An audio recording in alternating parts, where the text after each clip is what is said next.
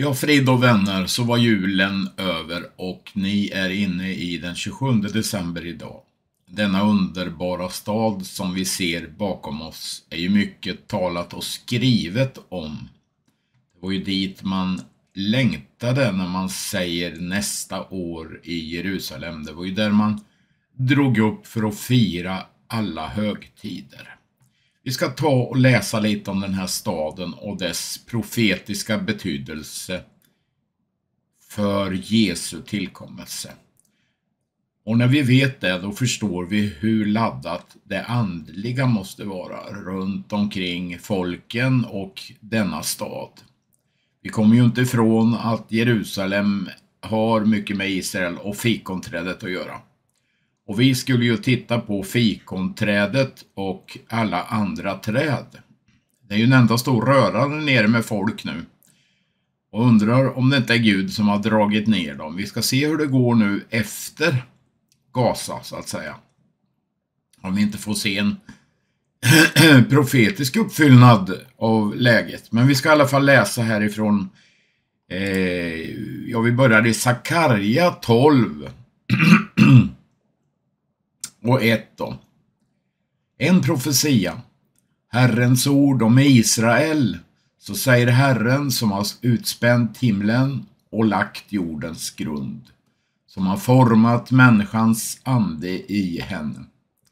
Se, jag skall göra Jerusalem till en berusningens kalk för alla folk. Här ser du fikonträdet och så ser du alla folk runt omkring. Och Juda ska drabbas när Jerusalem blir belägrat, står det så där. Så går vi till Sakarja 14 och läser då.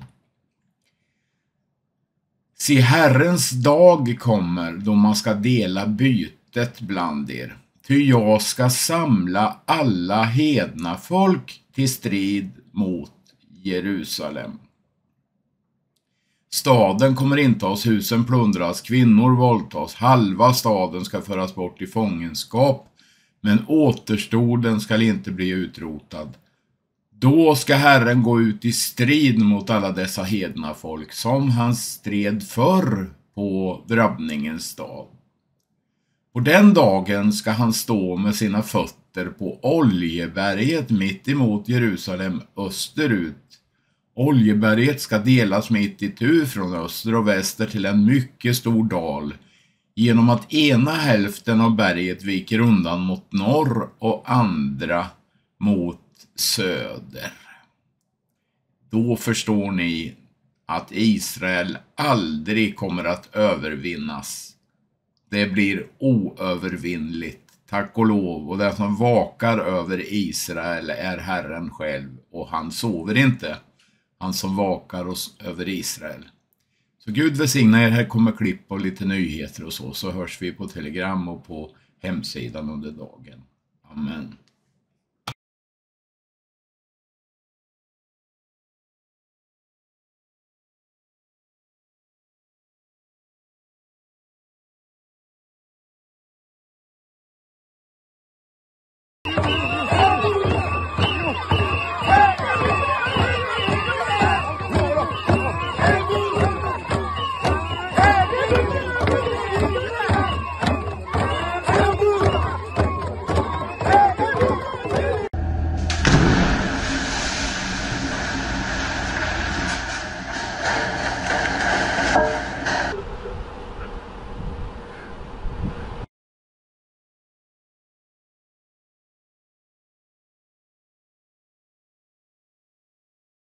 Bam.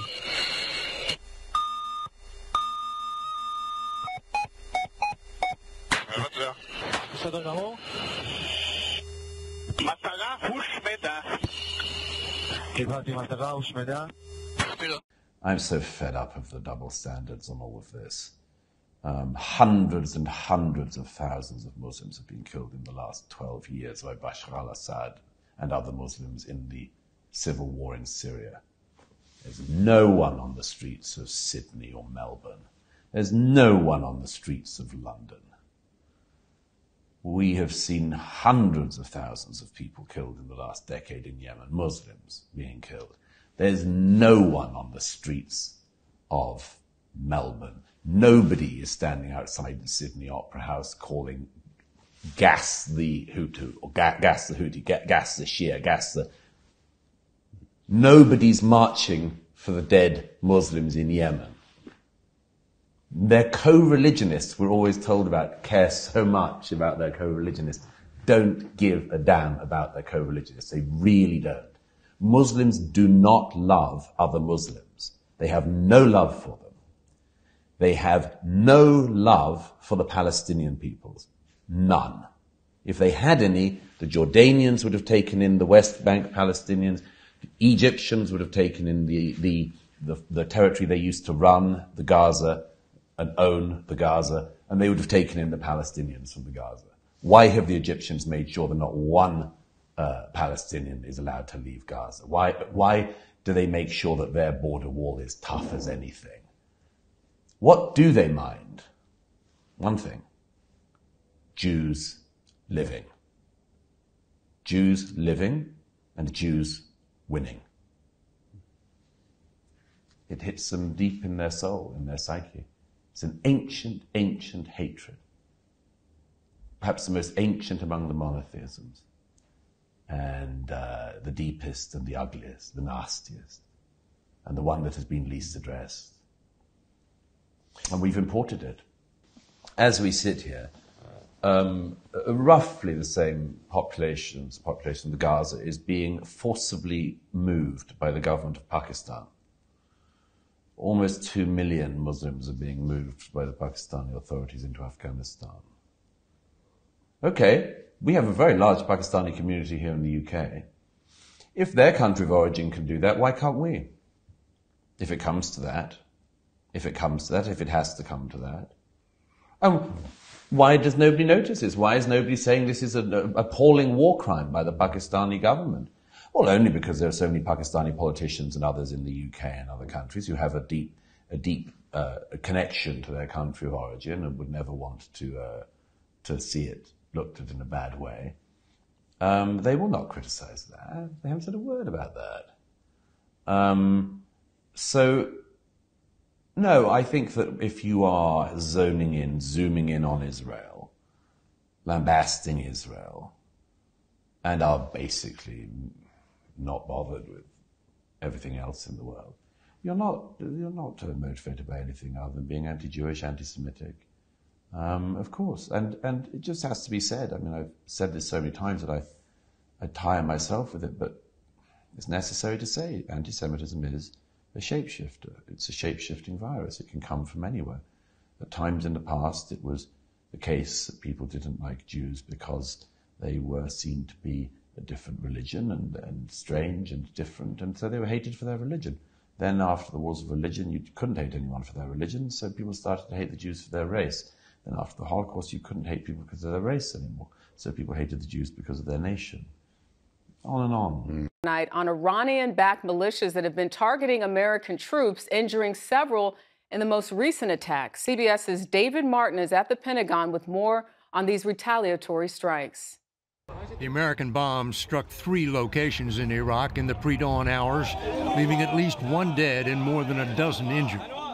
A U.S. official told CBS News one target was a warehouse believed to hold drones used by Iranian-backed militias to attack American troops.